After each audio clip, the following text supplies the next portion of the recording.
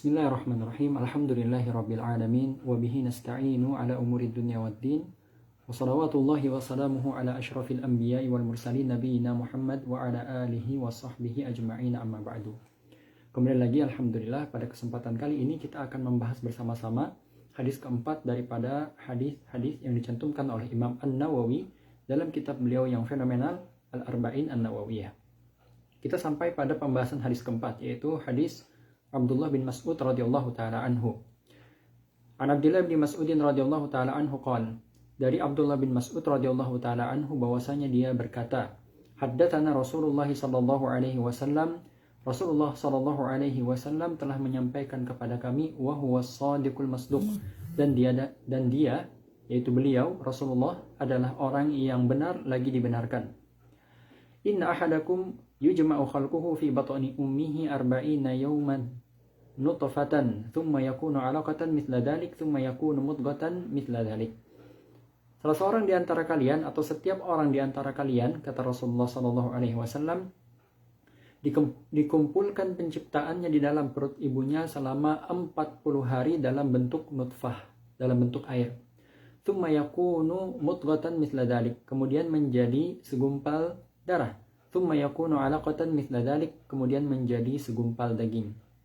Thumma yursalu ilaihil malak, kemudian diutus ke segumpal daging tadi seorang malaikat. Fayanfukhu fihi ruh, kemudian malaikat itu diperintahkan untuk meniupkan ruh. Wa yu'maru bi arba'i kalimat, kemudian diperintahkan malaikat tersebut untuk menuliskan 4 hal. Yang pertama, bikatbi rizqihi wa ajalihi wa amalihi wa syaqiyun aw sa'id. Yang pertama adalah rizkinya. Kemudian yang kedua adalah ajalnya, kematiannya. Kemudian yang ketiga adalah amalannya selama hidup di dunia. Dan yang terakhir, ditetapkan apakah dia termasuk orang-orang yang bahagia atau termasuk orang-orang yang sengsara di dunia ini dan di akhirat. Kemudian Rasulullah sallallahu alaihi wasallam mengatakan, fawalladzi la ilaha ghairuhu inna ahadakum la ya'malu bi amali ahli jannati hatta ma yakunu bainahu wa bainaha illa dhira' fayasbiqu alaihi alkitab fayamalu bi amali ahli an-nari fayadkhuluha. Demi zat yang mana tiada Tuhan yang berhak disembah melainkan Ia.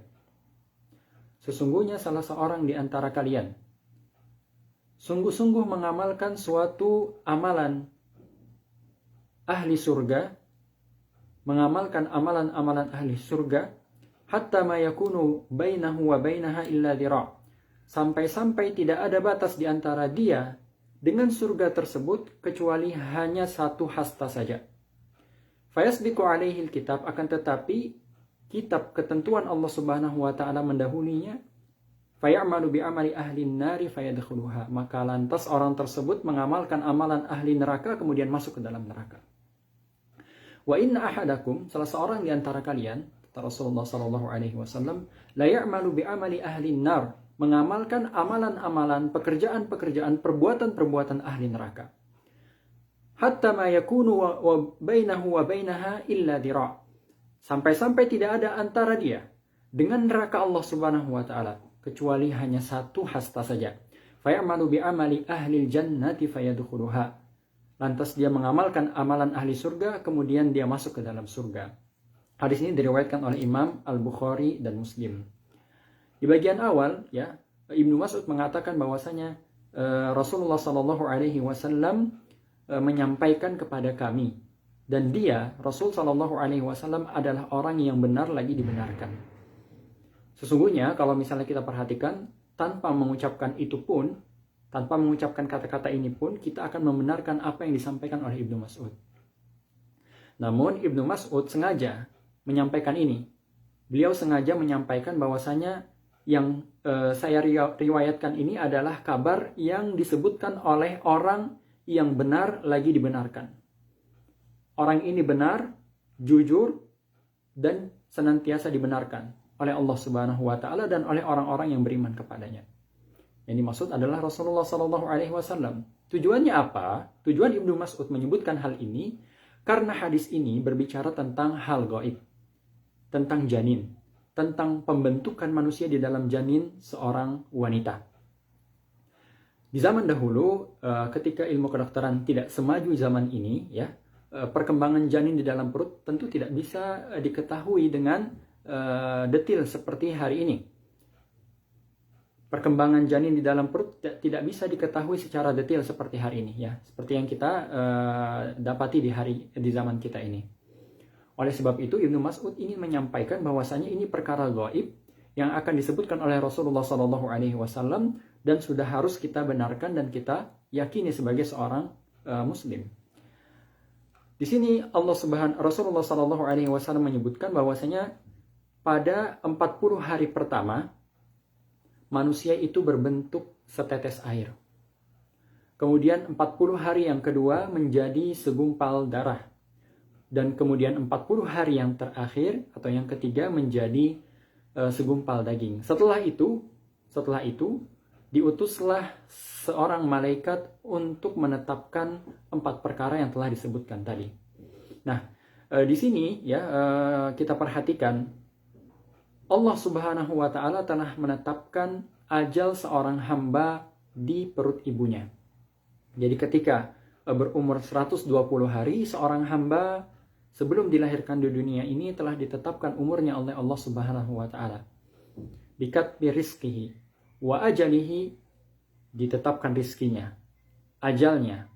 Apakah amalannya amalan orang-orang soleh atau amalan orang-orang yang tidak taat kepada Allah? Dan yang keempat, apakah dia bahagia menjadi penduduk surga atau dia sengsara di dunia ini dan menjadi penghuni neraka? Telah ditetapkan itu semua di dalam perut ibu sebelum seorang hamba dilahirkan. Di dalam sebuah hadis yang diriwayatkan oleh Anas bin Malik radhiyallahu taala anhu, Rasulullah sallallahu alaihi wasallam mengatakan, "Man ahabba an yubsata lahu fi rizqihi wa an yunsha'a lahu fi atharihi falyasil rahimahu." Barang siapa yang suka dilapangkan rizkinya dan dipanjangkan umurnya, maka hendaknya dia menyambung tali silaturahim. Kalau kita perhatikan hadis pertama tadi, hadis Ibnu Mas'ud yang telah kita sebutkan di awal, dengan hadis yang barusan saya sebutkan, hadis Anas bin Malik, seakan-akan ada kontradiksi. Di dalam perut ibu sudah ditetapkan ajal. Kalau ajalnya 60 tahun, maka 60 tahun. Dalam Al-Quran Allah mengatakan, la yastaqdimuna sa'atan wa la yastakhirun. Ya, tidak bisa dimajukan, tidak bisa dimundurkan walaupun sedikit. Ajal 60 tahun, 60 tahun. Tapi dalam hadis yang lain, hadis Anas bin Malik disebutkan, barang siapa yang ingin dipanjangkan umurnya, seakan-akan umur ini bisa bertambah dan bisa berkurang. Bagaimana mengkompromikan dua makna ini? Kata para ulama, hadis Anas bin Malik yang barusan disebutkan tentang panjang umur itu, yang dimaksud dengan panjangnya umur di sini adalah keberkahan umur. Maksudnya, orang yang memiliki umur 60 tahun, ya, yang berberkah umurnya berbeda dengan orang yang memiliki umur 60 tahun juga namun tidak berberkah. Orang yang pertama mungkin bisa mengamalkan amalan-amalan, menghasilkan karya-karya yang mungkin kalau dihitung tidak cukup untuk umurnya. Mungkin karya-karyanya seakan-akan orang ini hidup 100 tahun. Sementara orang yang 60 tahun ini selama hidupnya di dunia 60 tahun tidak pernah berkarya sama sekali, amalnya juga sedikit, akhlaknya juga tidak baik dan lain sebagainya, seakan-akan dia hidup di dunia ini hanya sebekas lalu kemudian hilang. Ya. Itu yang pertama. Yang kedua, menurut para ulama, yang dimaksud dengan panjang umur ini adalah panjangnya nama baik yang dikenang oleh orang-orang setelah kematiannya. Atau buah karya yang dihasilkannya ya mendatangkan manfaat terus-menerus kepada dirinya walaupun ia telah mati. Kalau kita berbicara tentang imam-imam, Imam Asy-Syafi'i meninggal dunia tahun 204. Sekarang 1442 Hijriah, kita masih menyebut nama beliau, masih membaca karangan beliau. Oleh sebab itu, seakan-akan panjang umur di sini adalah panjangnya nama baik seseorang dan karya yang dihasilkannya mendatangkan manfaat bagi generasi-generasi setelahnya. Sementara ada juga yang pendapat ulama yang ketiga yang mengatakan bahwasanya yang dimaksud dengan panjang umur ini adalah pertambahan umur. Jadi pertambahan umur ini sejati, betul-betul ada. Namun pertambahan umur ini di catatan para malaikat. Jadi kalau boleh dibuat permisalan, seorang ditetapkan umurnya 60 tahun oleh Allah Subhanahu wa taala. Namun Allah Subhanahu wa taala menuliskan di catatan malaikat 55 tahun. Kalau dia menyambung tali silaturahim, maka ditambahkan 5 tahun lagi menjadi 60. Di Lauhul Mahfuz umurnya 60, di sisi Allah umurnya 60. Namun di catatan para malaikat umurnya hanya 55. 5 tahun ini tambahan apabila dia menyambung tali silaturahim. Jadi sebenarnya tidak ada kontradiksi antara dua hadis yang telah disebutkan tadi.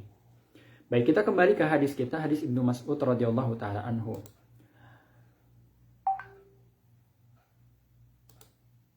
Rasulullah sallallahu alaihi wasallam mengatakan, "Fawalladzi la ilaha ghairuhu." Demi zat yang mana tidak ada Tuhan yang berhak disembah selainnya. Ini adalah bentuk sumpah yang senantiasa disebutkan oleh Rasulullah sallallahu alaihi wasallam. Dalam beberapa kesempatan yang lain, bahkan dalam riwayat yang lain terkait dengan hadis ini, Rasulullah sallallahu alaihi wasallam mengatakan, "Walladzi nafsi biyadihi." Demi zat yang mana jiwa Muhammad berada di tangannya. Jiwa Muhammad berada di tangannya. Untuk apa Rasulullah Shallallahu Alaihi Wasallam bersumpah? Sumpah dalam bahasa Arab ya. Jika ada orang yang bersumpah, ini sebagai bentuk penekanan bahwasanya apa yang akan disampaikan setelah sumpah tersebut adalah sesuatu yang betul-betul urgent, sesuatu yang betul-betul penting yang perlu untuk diperhatikan. Kalau kita lihat hadis ini, apa yang dikatakan Rasulullah Sallallahu Alaihi Wasallam, "Fawalladzi la ilaha ghairuhu inna ahadakum la ya'malu bi amali ahlil jannah."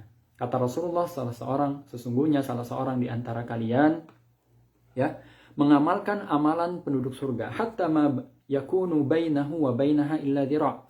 Sampai-sampai ya saking getolnya dia mengamalkan amalan penduduk surga ini, tiada jarak antara dia dengan surga kecuali satu hasta. Fayasbiqu alaihil kitab, akan tetapi catatan Allah Subhanahu wa taala ya, ketetapan Allah Subhanahu wa taala mendahului dia. Lantas apa yang terjadi? Fayamalu bi amali ahli nari fayadkhuluha. Dia mengamalkan amalan ahli neraka, kemudian dia mati dan masuk ke dalam neraka. Wa inna ahadakum, sesungguhnya salah seorang di antara kalian, la ya'malu bi amali ahli nar, mengerjakan amalan penduduk neraka. Saking getolnya dia mengerjakan amalan tersebut, apa kata Rasulullah? Hatta ma yakunu bainahu wa bainaha illa dhira'. Tiada yang tersisa di antara dia dengan neraka kecuali satu hasta saja. Fayasbiqu alaihil kitab, namun ketetapan Allah Subhanahu wa taala mendahulinya. Lantas apa yang terjadi? Fayamalu bi amali ahlil jannati fayadkhuluha. Dia lalu mengerjakan amalan ahli surga, kemudian dia masuk ke dalam surga. Di sini faedah ya. Faedah yang pertama, kita tidak tahu penghujung kehidupan seseorang. Ada orang yang kelihatannya mungkin parah, mungkin tersesat pada saat ini, jauh dari agama. Ada seseorang yang mungkin tidak paham sama sekali tentang agamanya, bahkan memusuhi agamanya sendiri. Tapi kita tidak tahu penghujungnya seperti apa. Bisa jadi Allah Subhanahu wa taala mendatangkan hidayah untuk orang tersebut sebagai persembahan terakhir, hadiah terakhir untuknya. Kemudian ia masuk ke dalam Islam misalnya, atau menjadi orang yang soleh, menjadi orang yang taat kepada Allah, kemudian ditutup penghujung hidupnya dengan kesalehan. Bisa jadi.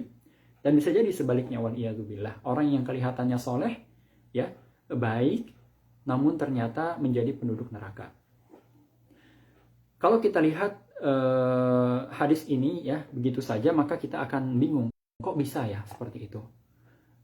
Namun kalau kita kumpulkan hadis-hadis yang lain ya, hadis-hadis yang lain terkait dengan permasalahan ini, ternyata ada sebuah hadis yang diriwayatkan oleh Imam Bukhari yang menceritakan ya bagaimana bisa orang yang kelihatannya dia mengamalkan amalan penduduk ahli surga, ternyata ditutup oleh Allah Subhanahu wa taala umurnya dengan amalan ahli neraka dan masuk ke dalam neraka. Dalam sebuah hadis yang diriwayatkan oleh Imam Bukhari, saya bacakan hadisnya. Hadis ini diriwayatkan oleh Sahal bin As-Sa'idi radhiyallahu taala anhu, bahwa Rasulullah sallallahu alaihi wasallam berhadapan dengan kaum musyrikin lalu saling berperang. Ketika Rasulullah sallallahu alaihi wasallam bergabung dengan bala tentara beliau dan musuhnya pun bergabung dengan bala tentara mereka, Ada di antara sahabat Rasulullah SAW yang ditemukan dalam keadaan sendirian, terluka parah, dan terbunuh oleh pedang. Lukanya parah, terbunuh oleh pedang. Lalu setelah itu ada yang berkata, ya, ketika melihat sahabat ini ya luka-luka kemudian meninggal dunia, ada salah seorang sahabat yang lain mengatakan, hari ini tidak ada seorang pun di antara kita yang dapat ganjaran pahala sebagaimana yang didapat oleh si fulan ini, yang tergeletak ini, yang terluka parah dan meninggal dunia. Karena lukanya parah, luar biasa ini. Dia berperang di jalan Allah Subhanahu wa Ta'ala mati-matian. Namun Rasulullah SAW mengatakan, ketahuilah, sungguh dia itu termasuk dari golongan ahli neraka. Lalu ya, ada seorang laki-laki di tengah orang banyak menimpal.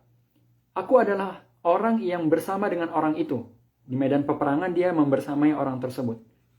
Laki-laki itu bercerita bahwa ia bersama fulan. Hingga apabila dia berhenti, dia pun ikut berhenti. Apabila dia maju menyerang, dia pun ikut menyerang. Kemudian laki-laki itu menceritakan, fulan tersebut luka sangat parah hingga mengantarkannya hampir kepada kematian. Orang yang tergeletak tadi luka parah, hampir mati. Namun apa yang terjadi? Laki-laki itu meletakkan pedangnya di tanah dan ujung pedangnya tadi diletakkan di antara kedua dadanya, lalu dia membunuh dirinya sendiri. Maka orang yang bersamanya tadi pergi bertemu dengan Rasulullah SAW. Ya, orang yang tadi yang dikatakan ini adalah penduduk neraka, terkejut kan? Soalnya dia tadi mengatakan ini orang yang paling banyak dapat pahala. Namun Rasulullah mengatakan ini penduduk neraka. Dia terkejut. Setelah mendengarkan cerita aslinya, dia mendatangi Rasulullah SAW seraya berkata, aku bersaksi bahwasanya engkau adalah benar-benar utusan Allah. Maka Nabi SAW bertanya, kenapa kamu berkata begitu? Orang itu menjawab, karena fulan yang telah engkau sebutkan tadi, wahai Rasulullah, dia adalah benar-benar penghuni neraka. Maka orang-orang pun kaget mendengar ucapan itu. Sahal bin Sa'ad mengatakan, ya, Rasulullah SAW bersabda, ya, innar rajula, sesungguhnya seseorang, kata Rasulullah SAW, la ya'malu amala ahlil jannati fima yabdu linnas. Sesungguhnya ada seorang laki-laki yang sungguh mengerjakan amalan ahli surga fima yabdu linnas. Ya, fima yabdu linnas maksudnya yang nampak oleh manusia itu adalah amalannya ahli surga. Yang nampak ya, yang tidak nampak kan yang ada di dalam hati. Ya. Kata Rasulullah SAW, padahal dia itu termasuk golongan ahli neraka. Dan ada seorang yang mengamalkan amalan ahli neraka berdasarkan apa yang nampak oleh manusia, akan tetapi dia adalah golongan ahli surga.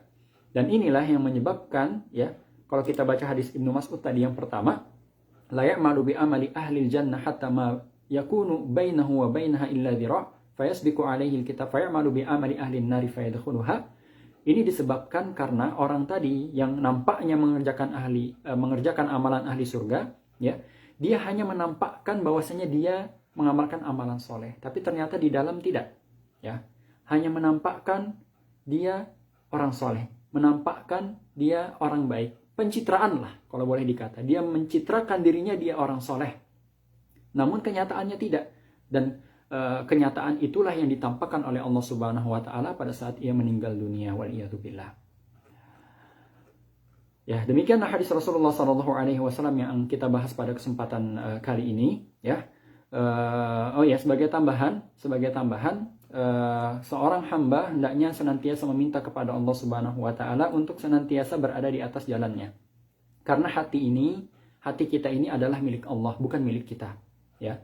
Dalam sebuah hadis Rasulullah SAW mengatakan, inna quluba bani Adam baina isba'aini min asabi'ir rahman yuqallibuha kaifa sya'a.